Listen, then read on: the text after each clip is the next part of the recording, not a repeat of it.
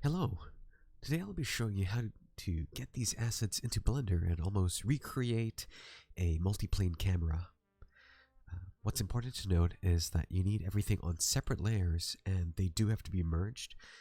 So if you have shadows or lighting, either omit the lighting and merge the shadows. This is just basically standard practices in layout in the industry here. Albeit more simplified, that is. Just to show you what I mean by that is we have the character on one layer and we have, let's say, the wall in the back like this. So if we have a camera in front, we can start doing some like slight shifting around to create some sort of pseudo 3D effect. So let's say we have this wall here, you can see that it's slowly revealing the back here. We can also extend this and reuse a lot of these assets in Blender, essentially creating even more with the fewer assets we have.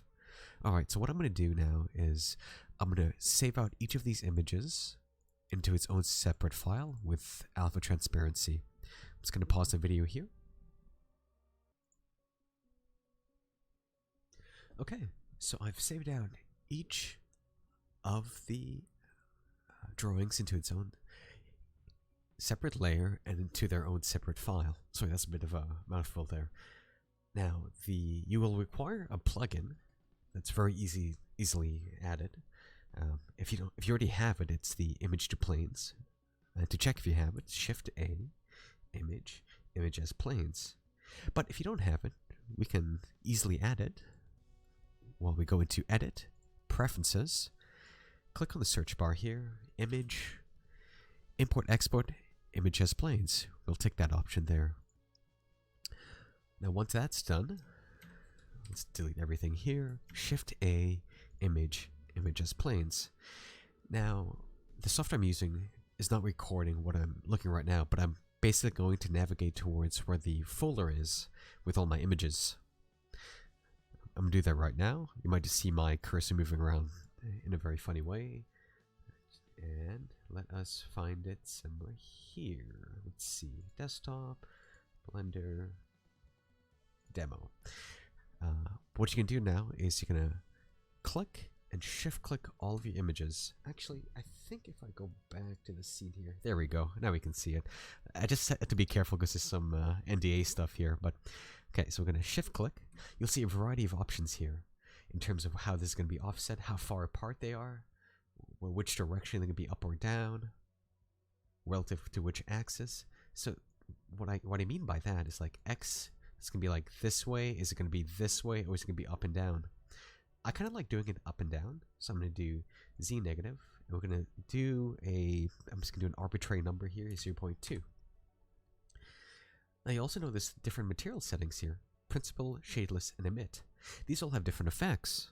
So if you want your assets here to take in light and cast shadow information, you'll choose principled.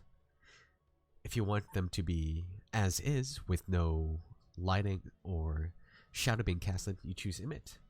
These will change dependent on what your effects are. Hang on, my cat is just all over the keyboard right now. So I'm going to do just the principled shader here. I'm going to do import images as planes. So now, as you can see here, it's all imported in. But as told before, right now we're in the viewport shading mode. To access what it looks like, we'll toggle to the viewport shading. Click that, and all will be revealed. As you can see now, it's reversed the order here. So to easily fix that, we'll do R for rotate. Let me just enable screencast keys. Screencast keys, screencast keys. Alright, RX to rotate up, and 90. Do it 90 degrees. Now I want this facing this way. This is just the way I want it this way. You might be pleased with the way it is here. So I'm just going to go scale X -1. And that's just a quick hack to flip it the other way. Just the way I drew it. So that's why I'm doing it this way. Alright, we have all the images here, everything's all set up nicely, but there's one thing I want to make note of. Right now, it's toggle as alpha blend. That's fine and all, but I noticed in the past, if I wanted some depth of field, alpha blend seemed to be causing very odd errors. So we want to switch that from alpha blend to alpha clip. We're going to do that for each one here. Alpha clip and alpha clip. We're going to do that for each asset here. Alpha clip. This one too, alpha clip. Another thing to note too, right now the shadow mode is opaque. So what that means, if we cast a light, it's going to take the whole plane and cast it down. Just to show you an example, if we add a mesh plane, oh, if you hear that, that is my cat just rubbing herself all over the microphone. Alright, we're going to move this down this way. Okay. And now, Shift A, light, and we're going to add a sun. Right now it's pointing straight down, but if we rotate it up, you can see it's adding a square based on this plane here. Well, we can remove that, like I said, if we go into shadow mode, opaque, alpha clip. And now it should emit the correct shadow. We'll have to do that for each one here. So, alpha clip, alpha clip, alpha clip, and alpha clip. So everything should be just right now. Yes, as you can see there. Alright. So we're going to do that for each one. We're going to start building up a scene. We can also add a camera and have a secondary window here so we can see what we're doing. So we're modeling the scene based on the camera view. Hang on, I'm just going to lift my very needy cat. Alright. Seeking affection. Gave her some good pets. Alright. So move this down here. Move this down here. And then we're going to add a camera. So to add a camera, Shift A. Locate where the camera is. Camera. And now you can see it's spawned over up here. The reason for that is anything created will be created with 3D cursor. So what I like to do is always move the 3D cursor back to the origin of 0, 0. The hotkey is a little wild. Whoops. The hotkey is a little wild. Where it's, if I can remember it. Hang on. Is it this? This? Well, let's go 3D cursor. Nope, sorry. Yeah, let's just click it here for now. My cat is very needy right now. Okay. Let's put this here. What is the hotkey? C. Ah, there it is. Yes, so it's Control Shift Alt C, and we're gonna do. Oh, nope, that's not it. It's just Shift S. Snapping. That's right. Shift S. Snap cursor to world origin. I was very distracted. Sorry about that. Okay. And we can delete this, and now if we add the camera back, you can see it's created the camera right in the center. Let's create another window now.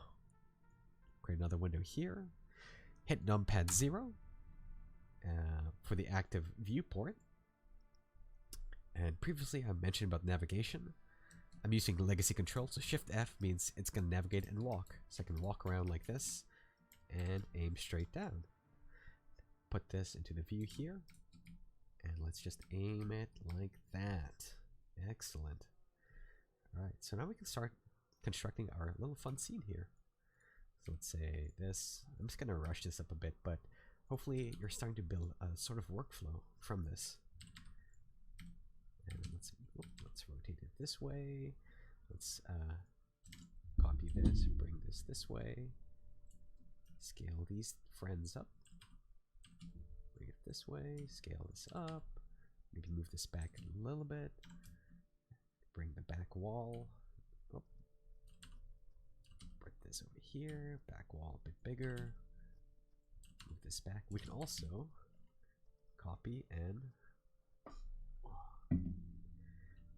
rotate this. We can actually build like a pseudo wall. This way. You can see it's taking in the light information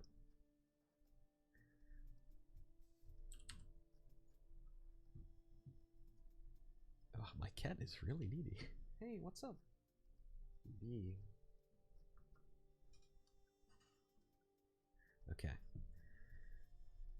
Let's have another friend over here. Let's put him inside. That's kind of cool with the shadow casting, eh? And then there's a lot of different assets here. Let's put this in the background. We can also split these up using the cutter tool or the edge slice tool. So if we tab into it, I can add a slice and slice this up into separate pieces. Oh, like this. So Control R, rotate it down, click. And then we can get rid of these pieces up here. Let's say faces. And now we can select this, hit P, selection, P, selection, P, selection. Now all these assets are separated. We can probably clean this up a little bit more. Let's do that. And delete that. Faces. So Control R, click, and delete that. Tab in and out of edit mode. We're now in object mode. So we can probably have a variety of these shields in different colors. I've covered how to do procedural shaders that change the color every time you create a new or duplicate this. So I'll just walk through that very quickly here. What we need to do is drag this down. We'll go into shader editor and we'll look at this here. So right now it's pulling from items into the base color and the alpha. We don't need to worry about the alpha right now. We just need to worry about the color. There's a couple things we need to add. We need to add a hue shift. So Shift A, search, hue, hue saturation. We're going to plug this color in here so it knows that the color, what color needs to be shifted is this, and we plug this back into the base color. It's probably going to do this for a variety of items, which is completely fine. So right now, if we start shifting this around, you can see it's changing all of it right now. But we only want to do it for new objects created. How do we do that? Well, we do Shift A, object, object info. We're just going to click this and bring it into random. Give it some time. So now, every time I create a new object, it's going to randomize the hue based on the object information. There are other ways to have more fine control, but for the purposes of this demonstration, I think this works. So the 90, I'm just going to decorate this small little room here. We can do the same for our little friend here. What we can end up doing, since it's already the same shader, the good thing about image as planes is it separates each texture. But we can go over here and essentially just copy this, saving us time from adding it again. So Control C, click back into the night, Control V, plug this into color, plug this into base color, and now we have two different guys, or two different color schemes. We can definitely fine-tune this to suit the artistic tastes of the individual artists. We can also go in here and like add the value of how much it's shifting and the kind of saturation. But for now, this will be good. So let's scale this up slightly. And we could probably add a texture here. Or what we can end up doing, saving us time, is just copying this wall, making it flat, scaling it out slightly, bring this up, and let me drag this up so we can see what we're working with. That's pretty cool, huh? So I'm gonna do some quick lighting so you can see how you can expand on this now. So I'm just gonna delete this sunlight, but yet there's still lighting. And that's because the shader itself is pulling in from the world. The world itself is gray, so it's still emitting lighting. To get rid of that, is we'll have to click on this world icon, or world properties. Underneath the surface is color. We'll click on this, and we'll drag this down to black. We don't have to do this in case you have some sort of other vision in mind of how you want to create it. We can change it to any color, and it kind of tints the whole world that way. But I like to I like to create things as if it's stage play. It's just my own artistic tastes. Alright, so we have everything completely black. It's kind of hard to see right now, so we'll do this and use this as a way to dictate how the lighting's going. So we'll just click somewhere here, Again, this is where lights are going to spawn. Shift A, and let's just add a point light. So we can move this light around. You can see it takes into effect some really cool things here. Alright, we're going to change this maybe to a warmer color. Bring this down. Bring it closer to him. Now, you can notice something a little weird where it's like there's a bit of a sheen to it. That's completely fine if that's the effect you're going for. It's not the effect I want for this particular instance. So we'll just click on the night, and we can see that the specular and roughness is here. We can lower the specular and raise the roughness. And we can do that with each object here, or each shader. Perhaps later on I'll go into more in depth of how you can reuse one of these objects and start like allocating which materials or which parts of the drawing you want reflective or not. Alright. Also, there's one thing to note. By default, Eevee enables soft shadowing, so that's how you see this thing happening here. I don't personally like soft shadows, so I will navigate towards the shadow option, which is in render properties. Let's go to shadows, and we'll just take soft shadows off, so it's just a nice hard edge. We can also increase the size, or sorry, the resolution of the shadow, because you can see right now, if I zoom in here, it's a little jaggedy. So we'll go here and increase the sample size quite a bit. Sadly, it's still a 3D limitation where it'll still have a lot of jaggedy based on the mesh. I'm still unsure how to have like really crisp edges, so sometimes there might be a requirement where you have to clean things up. But as a reference, it's wonderful.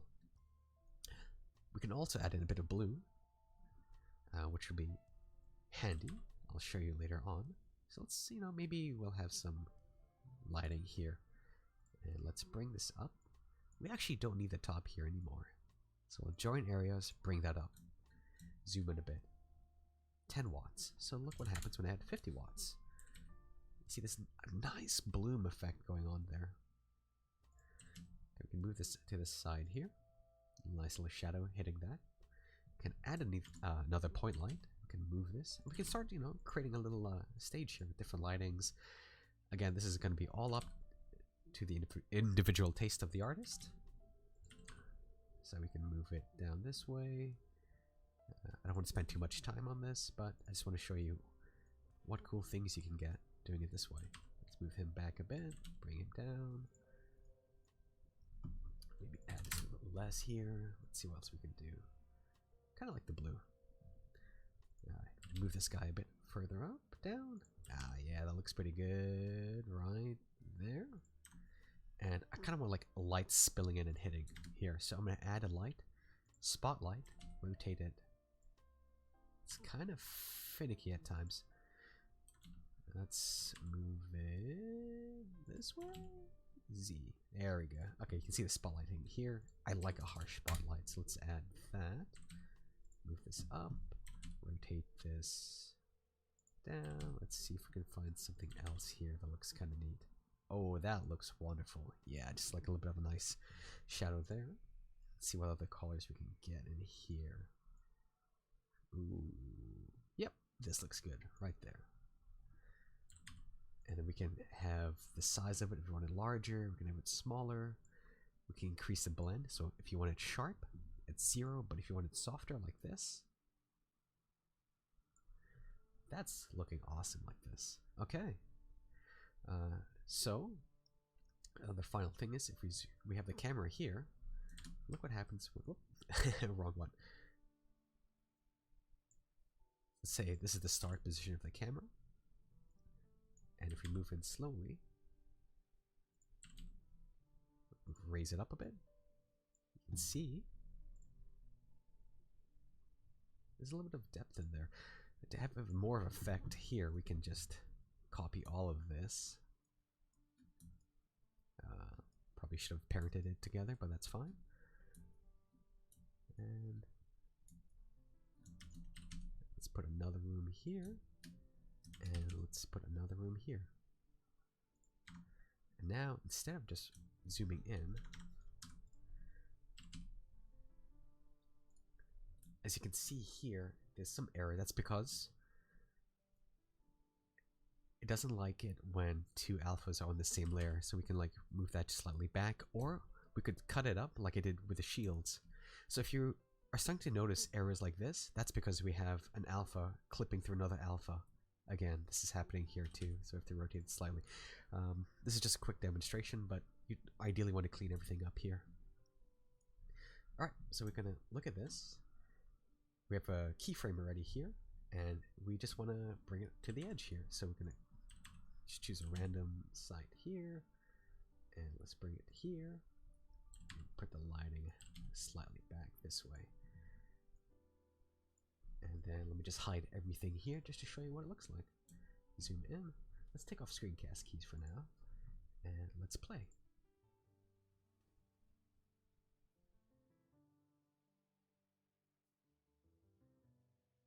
That's pretty cool. So hopefully you learned how to import things and use your 2D drawings as a means to create probably quick layout sets like this. You know, you can have like runways this way, or panning. You can also play with the camera settings to, you know, you can alter the focal length.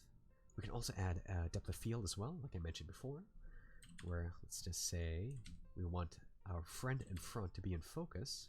Let's zoom in up here. So then we'll have to choose focus on object. We can click on this and click on the man, and it'll focus in on him. But the camera will only focus on that person. This is getting a bit more extra stuff, but we can add a empty here and select the camera to focus on the empty. So now we could actually key this empty around and have like a dynamic lens focus this way. Alright, hopefully you learned something from this. I rushed a bit, but yeah, thank you.